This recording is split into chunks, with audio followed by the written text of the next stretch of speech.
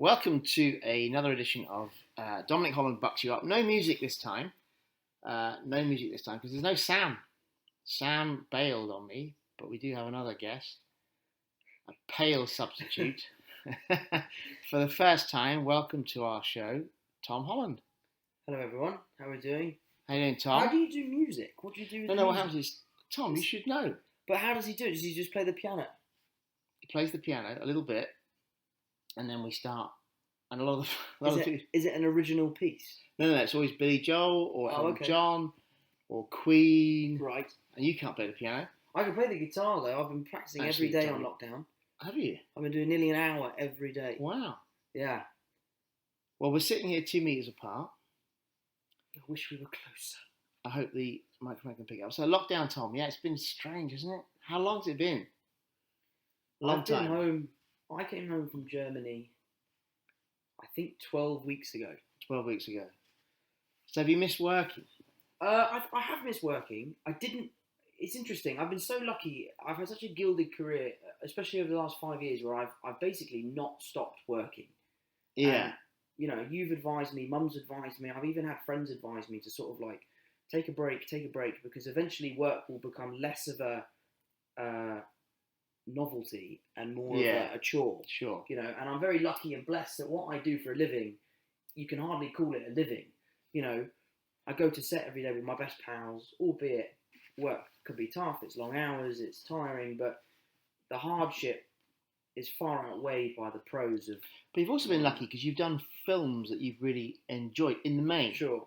Films I've wanted to make. Films Precisely. As a kid that I grew up going, I'd love to be in a film. Precisely. I mean, obviously the Peter Parker movies, working with all those guys in Avengers, you've really had... It's not like it's a drag. Whoa. Wow, that's British summertime. I don't know if you can hear that. That's a massive crack of thunder. Which we needed. The golf course has been the golf so courses dry. And the gardens, Tom. Not that you and care the about. Gardens, yeah. Not that you care about the gardens. Dad's finally hit old age. He's I have not growing finally. up with 4 sons. Not finally, Tom. I've been there for a while, man. Planted plants in his garden. Hey, listen, shouting at the dog for running in the flower beds. He's officially hit. Very rarely do I shout at Tess, but I have to say, since I've planted my garden now in lockdown, I have been gutted that Tess has been slowly destroying it. But now on the movies you've made, you are lucky, Tom, because there's a couple of exceptions which we won't bother labouring on. But you have made movies you've really... The Impossible, you loved that. That was a novelty, right? I actually, today at Waitrose, got... This is probably going to ruin the sound. Doesn't matter, mate. Today in Waitrose, no word of a lie, someone came up to me and went, "Oh my God, are you the kid from The Impossible?" I was like, "Have you been living under a rock for the last 10 years?"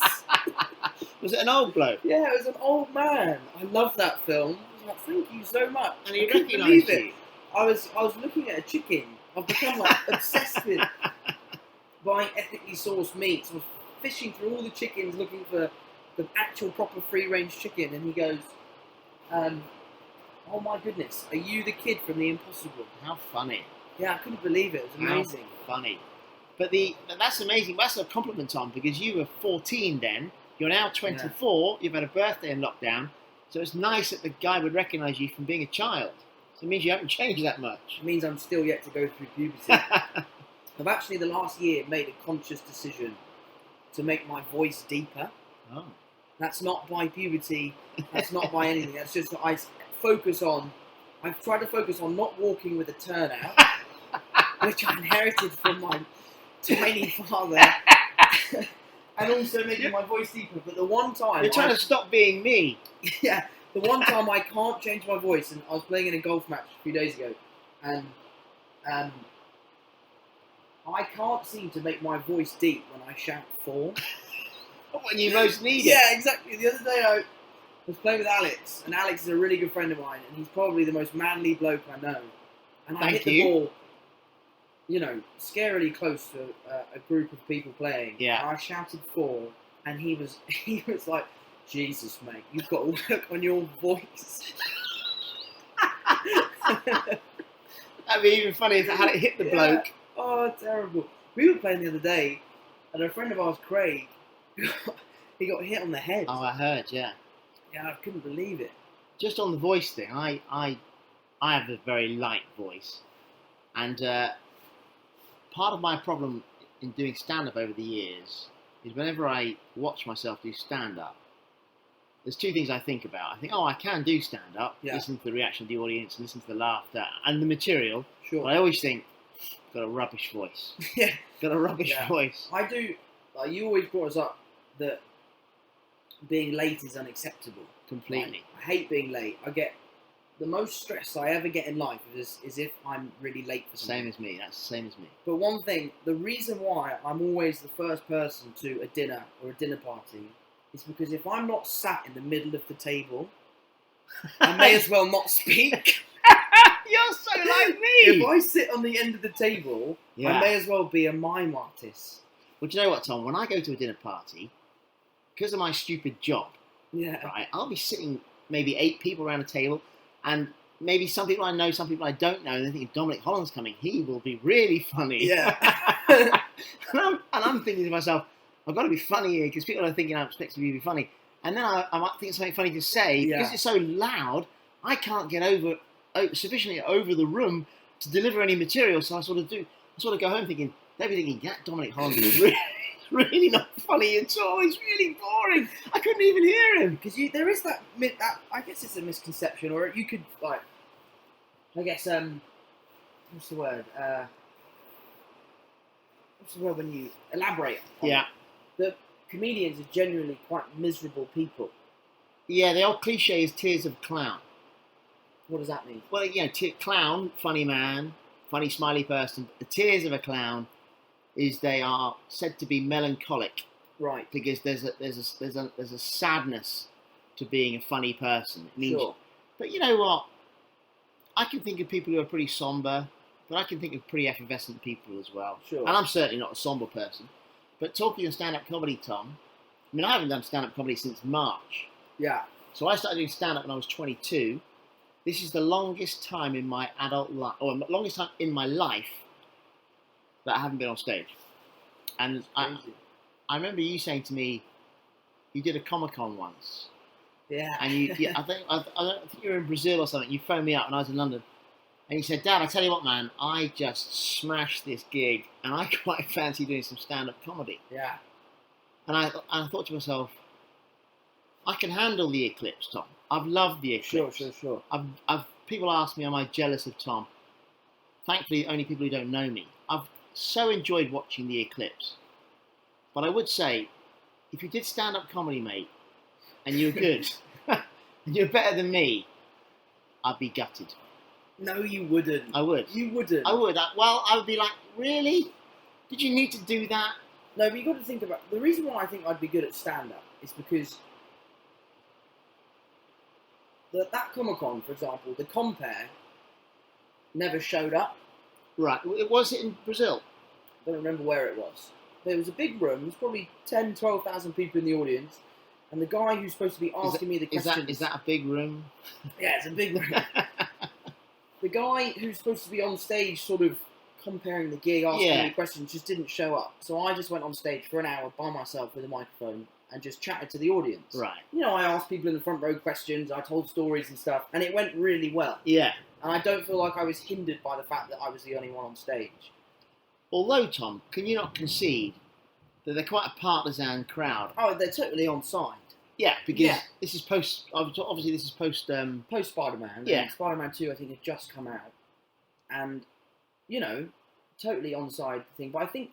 But the thing with me, with stand-up comedy, is... Well, first of all, I don't have that adulation. Yeah. There are people who like my stand-up, but they're not like hero worshipping. Sure. So when I go on stage, they'll clap, they'll be excited, then they'll stop clapping, and go on then. And then they're like, better be funny again, mate, because I've got a babysitter for you. Yeah. And so the pressure. People ask me, do I get nervous? And the answer I give always surprises people. And it's I shit myself. Yeah, well, it's because I get really nervous. I get really nervous, even though I've done it for forever. Yeah. And the reason why I get really nervous is because I just never know. Yeah. You know, in Edinburgh, I'll do 22 shows every night, and every 8 shows, you're going to get a really tough crowd. Yeah. and so I never know before I walk on stage what I'm going to face. Sure. So therefore, I think my body prepares myself for this could be a really tough gig. Right. So I sort of get heightened, and all comics get nervous, but I do think I've suffered from nerves more so than others. But I would be. I can tell you. Well, you don't get nervous, do you? I don't get nervous, no. Which is a real advantage because it's a great advantage. And I remember being upset for the first time and having butterflies and on the Impossible. Yeah, and walking on a Comic-Con. I remember the first Comic-Con I went to in San Diego. We're backstage in the dressing room. There's every movie star under the sun there. Was this before Spider-Man had been released? We were shooting the first Spider-Man at the time, so we were very much kids. I think I remember that. You went out with John and Zendaya. And yeah. We all walked out on stage, and sure, it was a bizarre time. Yeah. I think the most nervous I get, the only thing I really get nervous for, is the Graham Norton show. Yeah. Albeit it's my favourite chat show to do because we grew up watching Graham. Graham is a friend of yours. It's so quintessentially British. Do you remember the first time I did it? I got really drunk on stage. Well, was that with Mark Wahlberg? Who was the first time you did it with? First time I did it was with me. There was the Tom Hanks one. That was the last one. Tom Hanks, which was great. That was the last one. The middle one, who was the big star on the middle one? I think it was Mark, second one. Mark Wahlberg, Sienna Miller, myself, and Andy Serkis. That was the second one. The first one was, who was the big star? That's how you remember it. Kylie Minogue was on. And it was Emily Blunt and John Krasinski. Yes, okay. But the thing that I'm nervous about that show is it's very free-flowing, right? There's not really a pre-planned conversation that you're having, which is how the American shows sort of run. And you are at the mercy of who you're on the show with. Now, I've been very lucky that I've only been on with people that I get along with. Sure. But there is this sort of celebrity facade that we all know each other. Yeah. And because I'm a young kid, and they've all known each other for 20, 30 years, so for them it's like having a chat in a bar. For me, I'm still very much the kid sitting on a couch with a bunch of movie stars. Sure. Pretending to be almost something that I'm not, Yeah, but I would say to you though, Tom, that's a good natural way to be. Yeah. Because if you went on the show and pretended that they were your colleague, even though they are your colleagues, you should always defer, I think. Absolutely. And that's why when I'm on those shows, especially Graham's show, I'm never trying to be the person that out-talks everybody else. Well, that's a big error. Like if I'm addressed by Graham or by, like when Tom Hanks did the cup of coffee thing, I was so happy to oblige, albeit I shat myself. And I had no idea what he was asking me to do. Tom Hanks is a childhood hero of mine. He's Woody, Forrest Gump, Saving Private Ryan. He's just... Yeah, absolutely. He's also... And Sully, what a great movie that was. Sully was a great movie. He's also one of the nicest guys. He's known for being that. He was lovely. So I think the thing I get most nervous for, out of all the things I do in my career, is the Graham Norton show. You do it very well, the media. I think for the studios, some actors I know, well-known actors, are very shy people, and they don't do the junkets because they don't enjoy that sort of publicity thing. And I think it would have been very difficult had they cast you as Peter Parker, and then you'd said, "Well, I can't do chat shows; it doesn't suit my personality." Because all that you do on the junkets for the studio is manna from heaven for them. I was thinking about this the other day though, because throughout the audition process there was no media training or media testing. But was there any media expectation? Was there in the casting, did they have a conversation? How will this kid play in the junkets? They must have done, and what I remember, my first screen test was with Downey, and I had to go and sit down with the Russos prior. I love this story to the audition. And read with them and chat with them. And then I went to go and meet Kevin and Amy and Eric Carroll and Lou Esposito and Victoria Alonso, all the people that run the most successful studio in the world. Sure. And I think that was the test. Had you been very diffident in that meeting, they might have thought, this isn't the guy. Sure. And you know what I'm like. I'm larger than life. I really love meeting new people. I'm very good at accommodating. Gregarious, yeah. Yeah, gregarious. That's where I sort of back myself. So I think that was them going, yeah, he'll be fine on a chat show. Okay. I don't think they could have planned that I would be so bad at keeping secrets. Actually, that's been spun into something that didn't really... But it's a good story. It's a great story. And you and Anthony as well, him calling you an asshole. Yeah. Became a great thing, didn't it? It's also, that was a great thing. The press is so tiring with spoilers. they'll go around the houses and they think they're so clever, trying to find a way in that you'll slip up to give away a spoiler. And the fact that I have this ammunition where I go, no, I can't say anything because I'll spoil the movie. Yeah, it's nice. It's almost like a bulletproof vest for me now. And also, I think the fans really enjoy the fact Totally. that you got it wrong, or you purportedly got it wrong. Yeah. And that makes you fallible, which people enjoy. Yeah. I think people enjoy that. But it's, I was going to bring it up because acting, people often ask me, I obviously haven't read my book, because they say, how did Tom become an actor? And I'll tell them it's a fluke. And he didn't get. I mean, I love the fact you'd never been in a school play. You never had a. You never had a speaking part. You played in Romeo and Juliet, but you were one of the chorus. I wasn't even one of the chorus. Well, I just love the fact that you were never cast, and I remember I wore Mum's corduroy blazer. Did you? And I was a Russian dancer. Oh, you did a little bit of a dance thing. I do remember that. Yeah, terrible. But in terms of nerves, people have asked me before, why haven't you done any acting? Because I've got a very unusual face, memorable face, charismatic face, got a famous son now, you think I could get cast. Here's the thing about acting for me. I've done a little bit of acting, done some sitcoms.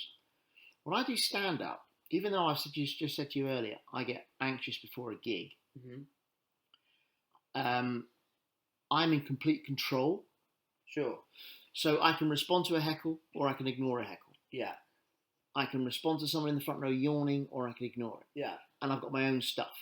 I can go into my stuff when I'm ready. Sure. I can change the material. I can do an accent if I choose to. I am completely in control, and therefore I don't have to worry about anyone else but myself. Yeah. In acting, when I've done acting in the past, either on radio or in television, because I've got to wait for someone, and I know my line is coming up. Yeah. That line gets a greater importance because I'm waiting for it to come. Sure. And so I tend to blurt the line out because I've been waiting for it. But that's the thing that comes down to confidence, Yes.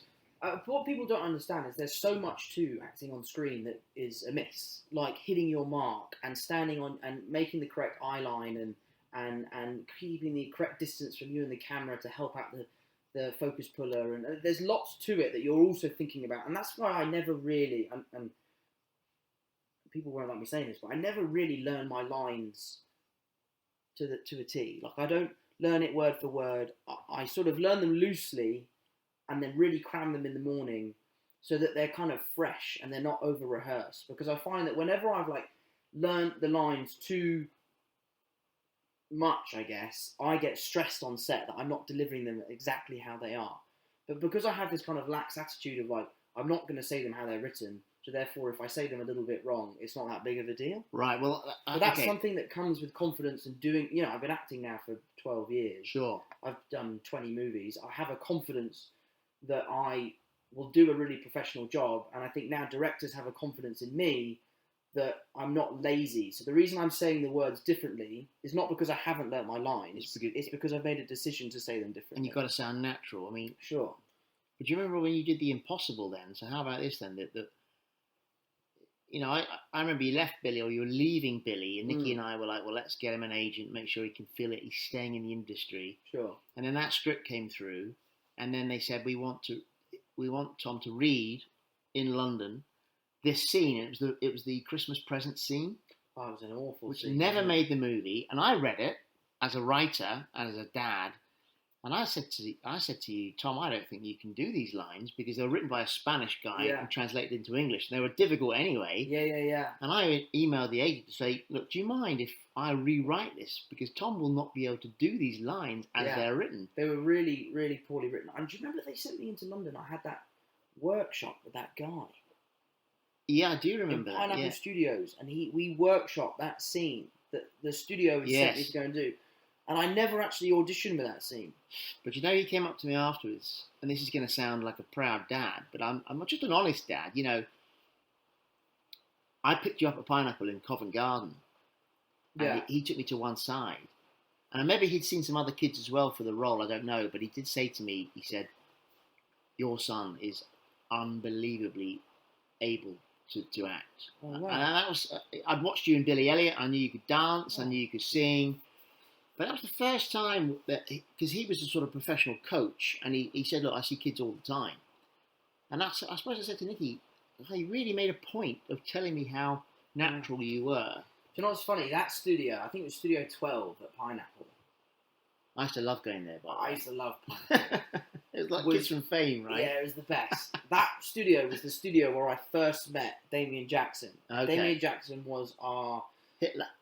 No, he wasn't. He was like He was a real sort of sergeant major in the ballet sense, though, wasn't he? Well, he used to run you ragged, didn't he? He used to train us hard. You know, he'd keep the fit. We'd have to be incredibly fit when we did Billy Elliot, and you know, and we had to, you know, hold ourselves at a certain standard. Sure. We were doing a West End show, people paying 60 quid a ticket. We had to make sure, 200 quid now, yeah, 10, 15 years ago, 60 quid. You had to hold up to a certain standard. But I remember, like, when we were training and we'd go through the summer school, we did a 6 week intensive training, but they would keep you separate from the actual people that worked in the show. So the people training us in that 6 week period before we got the job didn't work for Billy Elliot. Oh. They weren't involved in the choreography. Oh, okay. So in that 6 weeks... Why was that then? I'm not too sure why. I think probably because the people working on the show are too busy working on the show. Right, okay. So when you're going through that final 6 week process to get the part, you're working. We work with Madonna's choreographer. We work with Matt Lynch, who was the gymnastics coach. Right. And all of these people trained us in the 6 week program, but didn't work for the Billies. Okay. As such. Yeah. So when I finally got the part, and we'd heard rumours about this guy, Damien Jackson. Damien Jackson, this ruthless ballet teacher who's going to make you cry and all this sort of stuff. He couldn't have been more of the opposite. He's very nice. I remember him very fondly. He was a nice chap. Oh, I loved him so much. He was the greatest guy. And yeah, he worked us hard. And, you know, I remember once we had to run laps around the auditorium to warm up before a show. And we're supposed to do 10. I'd done 5 and said, I've done 5, done 10. And then he made me run around again and again and again and again and again. It's kind of crazy given that what you were going to exert in the show. I mean, that was an extraordinary show. But there's 2 things about Damien that stick in my mind. They're both mentioned in Eclipsed, so... But I make no apologies for if you've read the book. And a lot of my patrons have read Eclipsed. I mean, maybe even all of them. But we were on holiday in France. You were at Sylvia Young's in London. Sylvia Young's is interesting to me because it's a very established stage school, and it's where Patang and Kipperband kids came from. The movie I was in when I was 14. Yeah. Okay, so I have an affiliation with that school because all the girls who were in the movie with me were from that school. And Nikki, Sam, and Harry, maybe even Paddy wasn't even born. I can't remember. Paddy must have been tiny. We drove into Marylebone to pick you up from Sylvia Young's, and you were running electricity with Damien in a studio. And you ran it 3 times without even saying hello to us. You were so involved in the dance. Oh, yeah, I do remember. You were wet through, and Damien kept running it. And I never forget how hard you did that dance. And then after the 3rd time, he almost nodded to you to say, right, now you can go and say hello to your family. Yeah. And I remember thinking, bloody hell, Tom is really working hard. And the other thing I remember is he said to me, the kids who play Billy are as fit as any 14-year-old kid in Britain. Yeah, I remember doing Angry Dance on multiple occasions. I would come off from Angry Dance and just throw up everywhere. The worst thing was, can I swear on your show? Yeah, of course. I remember, you know, the opening thing is you're on the table, Tony's standing there and he goes, if you want to dance, you old bastard. And I go, no. And I jump off the table, I run up to the top of the stairs, I flip the bed up. Yeah. And then you do this thing called a nerve tap, which is basically where you trap a nerve in your quad and your foot starts shaking uncontrollably. You did that deliberately, though, right? Yeah, every night. Yeah, I remember. I remember it vividly. Hang on. Yeah. Like that. And, oh God. And sometimes, you know, Angry Dance, you've done Solidarity, Expressing Yourself, Born to Boogie. You're tired. Absolutely, It's 150th show. You're sort of getting to that stage now where you're standing on the table and Tony's shouting at you, and what's going on in your head is, I've got to fucking dance my arse off for the next 6 minutes. And all that's waiting upstairs for me, all that Working Title have supplied is a Lucozade. You're going, I just want the interval to come. And you'd run up the stairs and then you'd get a stitch. What, running up the stairs? I don't know why it happened to me all the time, but I'd run up the stairs and I would get a stitch. And then you knew you had that ahead of you. And then I've now got a 6-minute dance ahead of me with a stitch. It was awful. Well, I can tell you this, Tom. I don't know how many times I saw the show. I can tell you this now. I loathed every time you had to do that dance. I understood why they did it. But what I really hated was the burpee movement where you had to jump on the ground and then jump up and throw your hands in the air. Jump on the ground, and every time you do it a little bit less. It's called twos and ones. Because you couldn't get to a vertical when you jumped in the air because you were so tired. And I could feel the lactic acid in your little body. Oh, and I thought, why is my son going through this agony? I hate this. Yeah. But here's another thing Damien said to me. He says, some of the Billies I know are doing angry dance at 75%.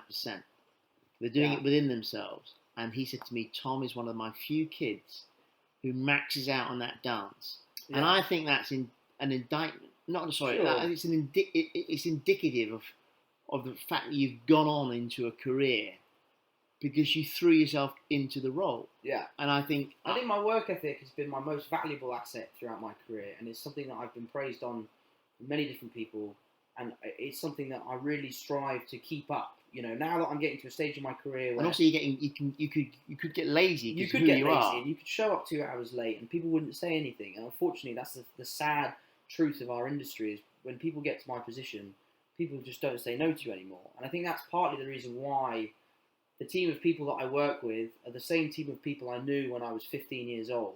Yeah. Because they're not afraid to say, Tom, you're being a complete... I'll tell you what, Mum and I will never be afraid. And I think that'll get more rarefied, but Mum and I will never...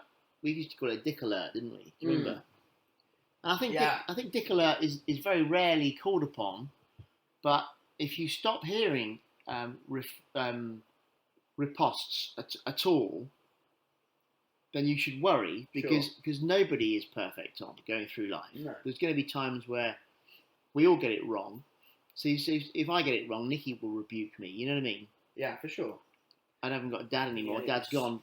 But you know, I mean, I might be a little guarded, but I will still have the guts and the responsibility to say, "Hey, Tom, you got that wrong, mate." But listen, I want to talk to you about your. I was in Dubai and you sent me that script.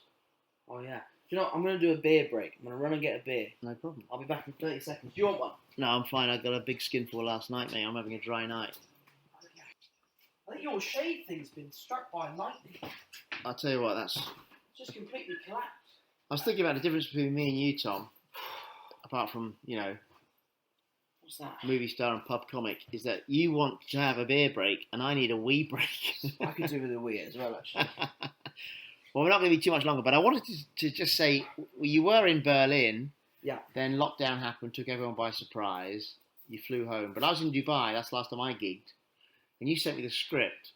Yeah. And I'm always a bit worried when you send me a script. I think I read not everything, but most things you do before not the big ones like the Avengers movies, clearly you're going to do them anyway, whatever the script. I didn't even read the script. No, so there you go. So, but I really liked Uncharted. I thought it was a really good script. And I love the fact you're doing it with Mark Wahlberg.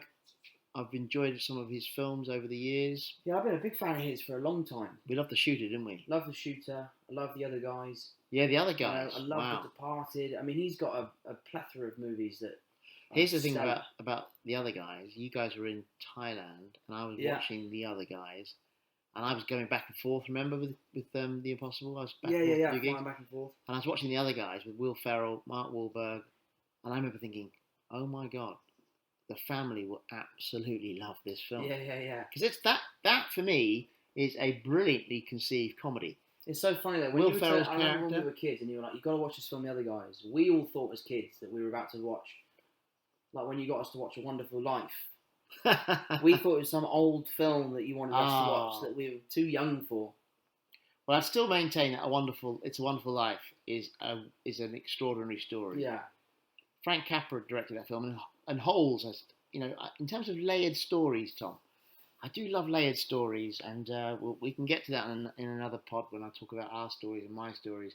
But no, I just wanted to let you know that Uncharted, I think, is a really, really well-written script, and it's a great swashbuckling story, and I think you and Mark will have great fun making it. Yeah, I'm excited, actually. I mean, it's a film, it's been a long time in the making. I remember sitting down with Tom Rossman, who is the head of Sony.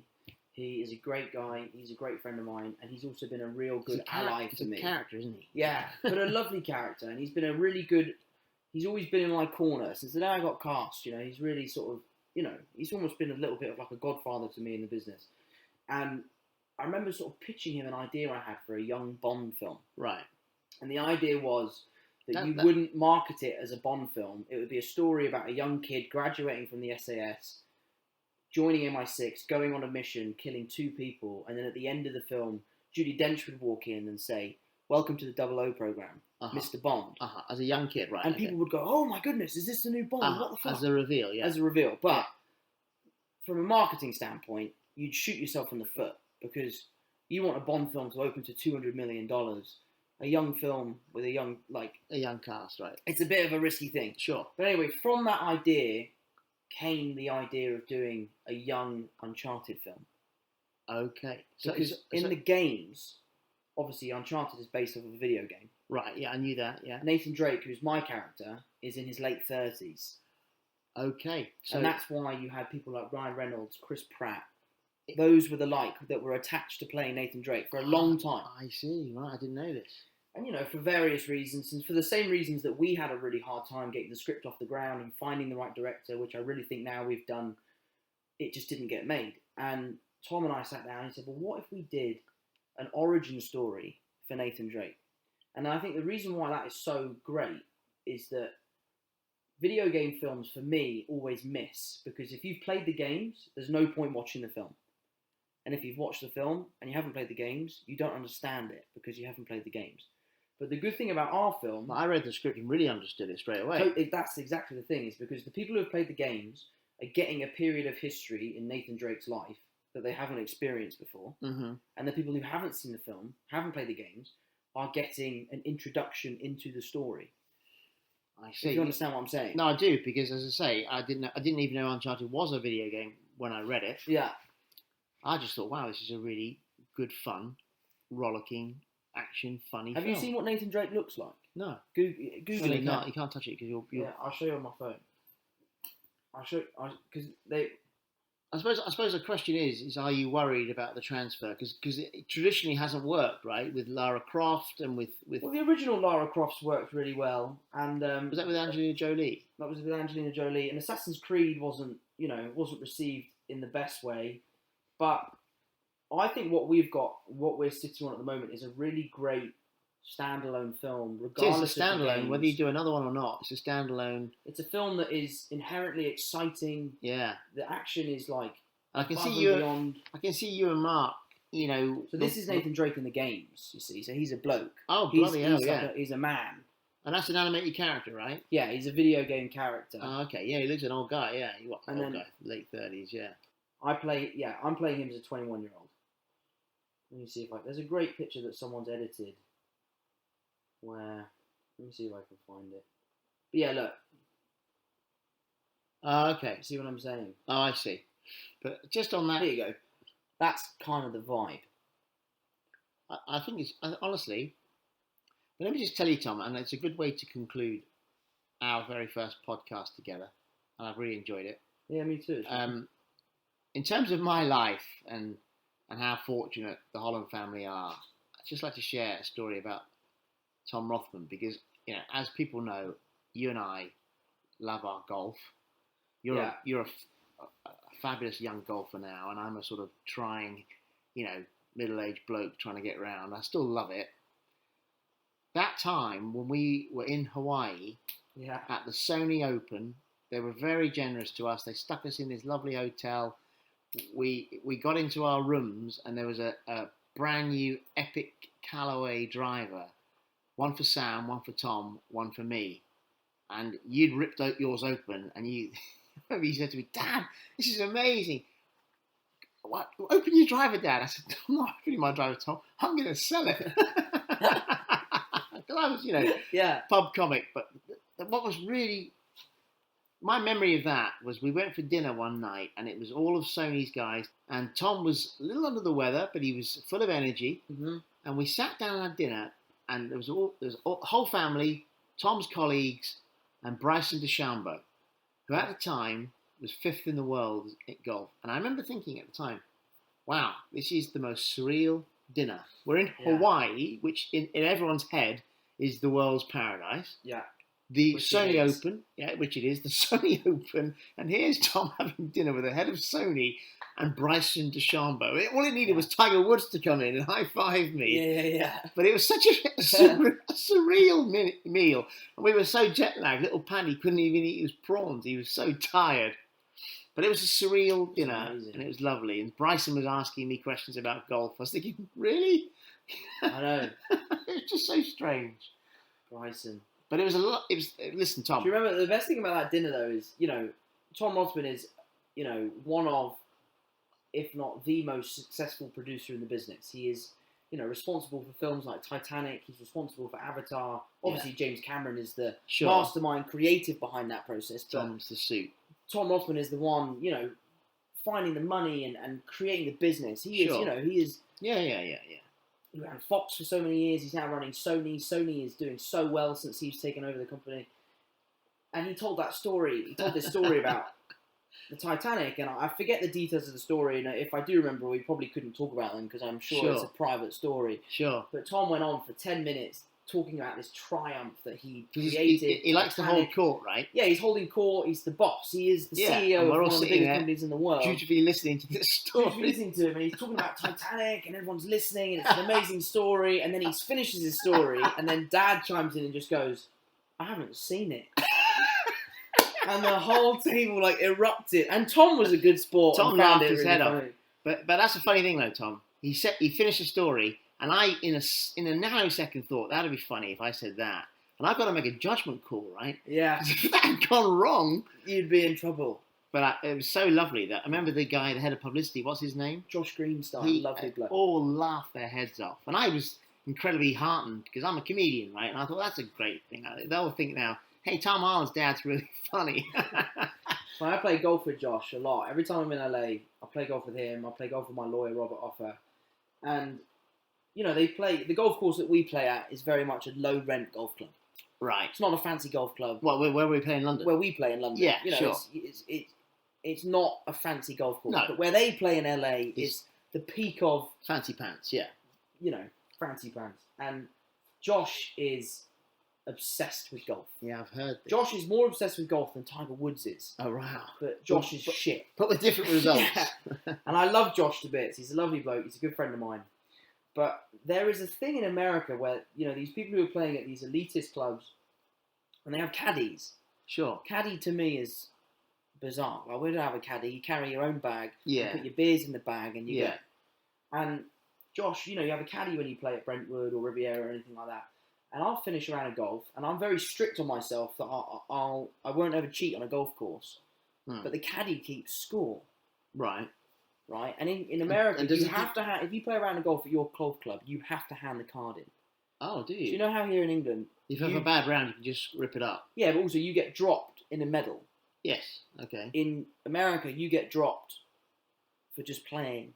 Just with your buddies. So you don't have to play in a medal to get dropped. Oh, okay.